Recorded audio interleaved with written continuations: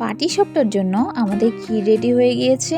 এই তো এদিকে গোলাও রেডি হচ্ছে। তো মা গোলাটা করে ফেলেছে, এখন পাটিসাপটা ভাজার পালা। তো আমাদের মকর সংক্রান্তির দিন আসলে পিঠা ভাজার কোনো নিয়ম নেই। সেদিন আসলে বুড়ো বুড়ির পুজো হয়, আমরা সেখানেই যাই। তো এই জন্য আর কি সেদিনে পিঠা ভাজাটা হয় না। তো আমাদের নিয়ম হচ্ছে পরের দিন পিঠা ভাজা। তো আজকে রাত্রে আমরা পিঠা ভাজতে বসে গিয়েছি দুইজন মিলে। তো আমাদের পাটিসাপটা রেডি। এখন আমরা করে ফেলবো হচ্ছে চিতই পিঠা।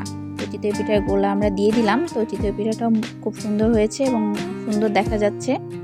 তারপরে আমরা তৈরি করে ফেলবো তেল পিঠা। তো তেল পিঠার গোলাটাও করে নেওয়া হয়েছে, যে আমরা তেল পিঠা ভাজি করে ফেলছি এবং তেল পিঠাটাও কিন্তু খেতে ভীষণ মজা হয়েছিল। তো পরিশেষে একটা কথাই বলবো যে আমাদের পিঠা উৎসব মানে সুন্দর একটি দিন। আমরা সবাই অনেক মজা করি এবং পিঠা খাই, তবে আমি পিঠা খেতে ভালোবাসি না।